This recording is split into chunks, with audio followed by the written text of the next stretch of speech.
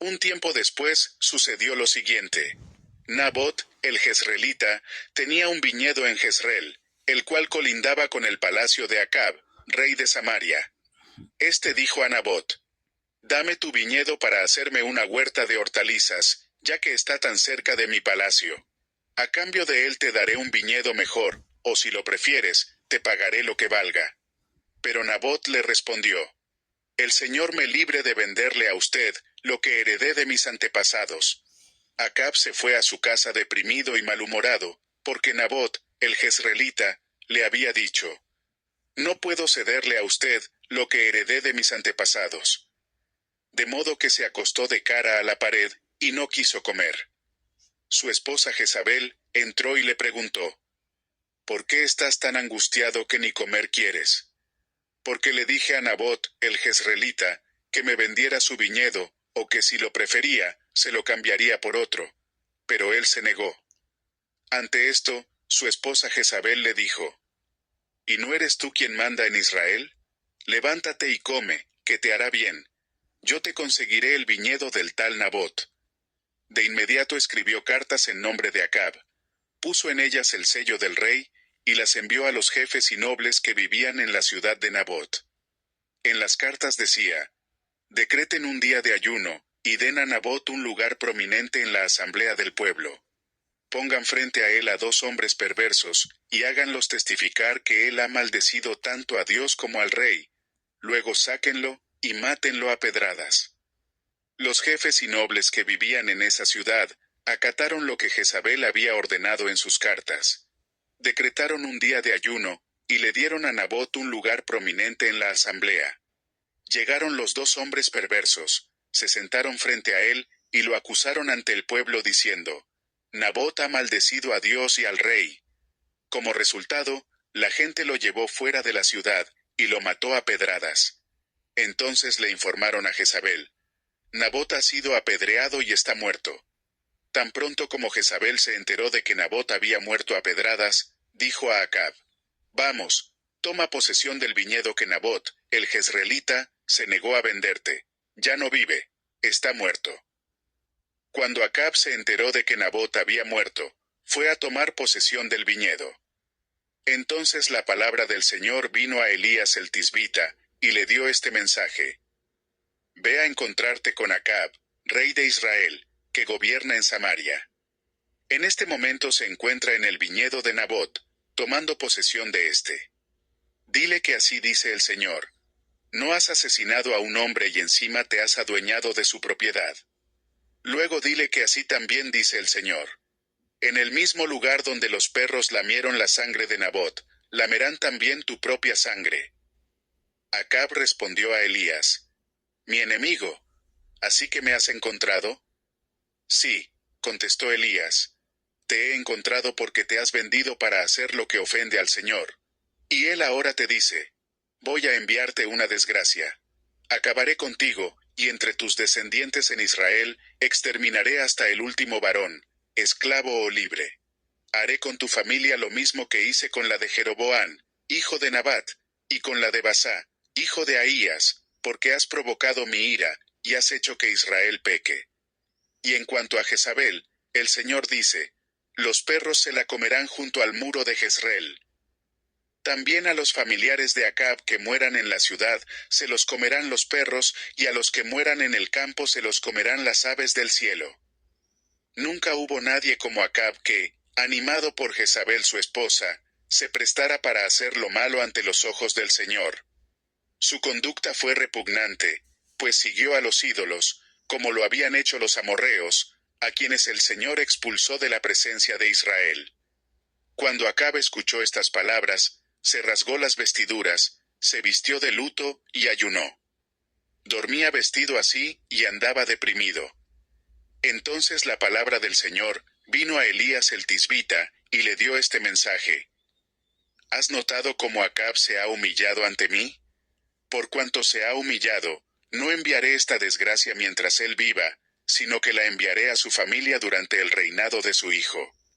Durante 3 años no hubo guerra entre Aram e Israel, pero en el tercer año Josafat, rey de Judá, fue a ver al rey de Israel, el cual dijo a sus funcionarios: ¿No saben que Ramot de Galaad nos pertenece? Y no hemos hecho nada para obligar al rey de Aram a que nos la devuelva. Así que preguntó a Josafat: ¿Irías conmigo a pelear contra Ramot de Galaad? Josafat respondió al rey de Israel: Estoy a tu disposición, lo mismo que mi pueblo y mis caballos. Pero Josafat también le dijo al rey de Israel: Antes que nada, consultemos al Señor. Así que el rey de Israel reunió a los profetas, que eran unos 400, y les preguntó: ¿Debo ir a la guerra contra Ramot de Galaad o no? Vaya usted, contestaron ellos, porque el Señor la ha entregado en manos de su majestad. Pero Josafat inquirió: ¿No hay aquí un profeta del Señor a quien podamos consultar? El rey de Israel respondió: Todavía hay alguien por medio de quien podemos consultar al Señor, pero me cae muy mal porque nunca me profetiza nada bueno. Solo me anuncia desastres. Se trata de Micaías, hijo de Imla. No digas eso, respondió Josafat. Entonces el rey de Israel llamó a uno de sus funcionarios y ordenó: Traigan de inmediato a Micaías, hijo de Imla. El rey de Israel y Josafat, rey de Judá, vestidos con sus trajes reales y sentados en sus respectivos tronos, estaban en la plaza a la entrada de Samaria, con todos los que profetizaban en su presencia. Sedequías, hijo de Kenaná, que se había hecho unos cuernos de hierro, anunció: Así dice el Señor: Con estos cuernos atacarás a los arameos hasta aniquilarlos. Y los demás profetas vaticinaban lo mismo: Ataque usted a Ramot de Galaad, y vencerá, porque el Señor la entregará en manos de su majestad. Ahora bien, el mensajero que había ido a llamar a Micaías le advirtió: Mira, los demás profetas a una voz predicen el éxito del rey. Habla favorablemente, para que tu mensaje concuerde con el de ellos. Pero Micaías repuso: Tan cierto como que el Señor vive, anunciaré al rey lo que el Señor me diga. Cuando compareció ante el rey, éste le preguntó: Micaías, ¿debemos ir a la guerra contra Ramot de Galaad o no? Ataque y vencerá, contestó él, porque el Señor la ha entregado en manos de su majestad. El rey le reclamó: ¿Cuántas veces debo hacerte jurar que no me digas nada más que la verdad en el nombre del Señor? Ante esto, Micaías concedió: Vi a todo Israel esparcido por las colinas como ovejas sin pastor. Y el Señor dijo: Esta gente no tiene amo, que cada cual se vaya a su casa en paz. El rey de Israel dijo a Josafat: ¿No te dije que jamás me profetiza nada bueno, y que solo me anuncia desastres? Micaías prosiguió: Por lo tanto, oiga usted la palabra del Señor. Vi al Señor sentado en su trono con todo el ejército del cielo alrededor de él, a su derecha y a su izquierda. Y el Señor dijo: ¿Quién seducirá a Acab para que ataque a Ramot de Galaad, y vaya a morir allí? Uno sugería una cosa, y otro sugería otra. Por último, un espíritu se adelantó, se puso delante del Señor y dijo: Yo lo seduciré. ¿Por qué medios?, preguntó el Señor. Y aquel espíritu respondió: Saldré, y seré un espíritu mentiroso en la boca de todos sus profetas. Entonces el Señor ordenó: Ve y hazlo así, que tendrás éxito en seducirlo. Así que ahora el Señor ha puesto un espíritu mentiroso en la boca de todos estos profetas suyos. El Señor ha decretado para usted la calamidad. Al oír esto, Sedequías, hijo de Kenaná, se levantó y le dio una bofetada a Micaías. ¿Por dónde se fue el espíritu del Señor cuando salió de mí para hablarte?, preguntó. Micaías contestó: Lo sabrás el día en que andes de escondite en escondite. Entonces el rey de Israel ordenó: Tomen a Micaías y llévenselo a Amón, el gobernador de la ciudad, y a Joás, mi hijo. Díganles que ordeno que lo echen en la cárcel, y solo le den pan y agua, hasta que yo regrese sin contratiempos. Micaías manifestó: Si regresas en paz, el Señor no ha hablado por medio de mí. Tomen nota todos ustedes de lo que estoy diciendo.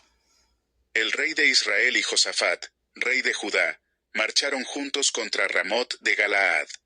Allí el rey de Israel dijo a Josafat: Yo entraré a la batalla disfrazado, pero tú te pondrás tu traje real.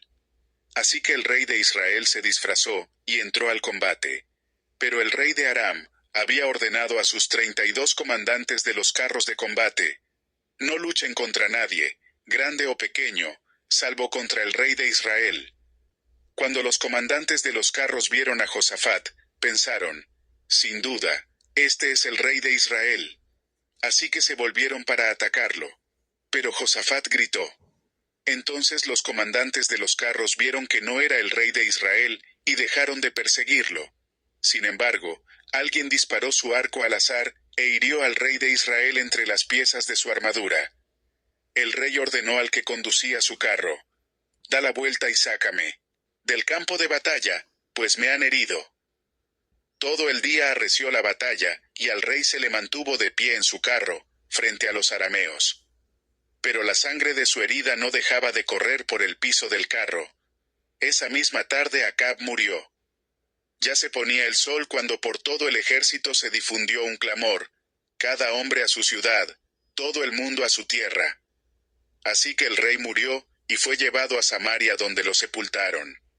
Lavaron el carro en un estanque de Samaria, donde se bañaban las prostitutas, y los perros lamieron la sangre, tal como lo había declarado la palabra del Señor. Los demás acontecimientos del reinado de Acab, incluso todo lo que hizo, el palacio que construyó e incrustó de marfil, y las ciudades que fortificó, están escritos en el libro de las crónicas de los reyes de Israel. Acab murió, y su hijo Ocosías lo sucedió en el trono. Josafat, hijo de Asá, comenzó a reinar en Judá en el 4º año de Acab, rey de Israel. Josafat tenía 35 años cuando comenzó a reinar, y reinó en Jerusalén 25 años. El nombre de su madre era Azuba, hija de Silí.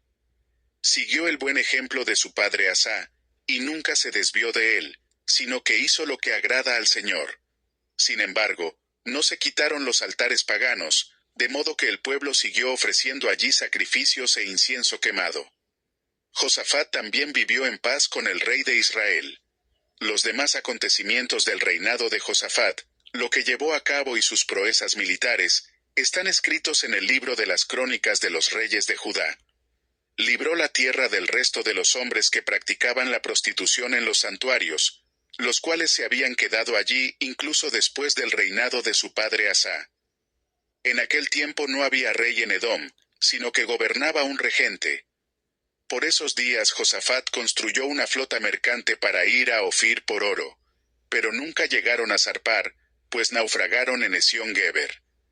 Entonces Ocosías, hijo de Acab, dijo a Josafat: deja que mis hombres naveguen con tus hombres. Pero Josafat no se lo permitió. Josafat murió, y fue sepultado con sus antepasados en la ciudad de su padre David. Su hijo Jorán lo sucedió en el trono. Ocosías, hijo de Acab, comenzó a reinar sobre Israel en Samaria, en el año 17 de Josafat, rey de Judá, y reinó 2 años en Israel. Pero hizo lo malo ante los ojos del Señor, porque siguió el ejemplo de su padre y de su madre, y de Jeroboam, hijo de Nabat, que hizo pecar a Israel. Sirvió y adoró a Baal, y provocó a ira al Señor, Dios de Israel, tal como lo había hecho su padre.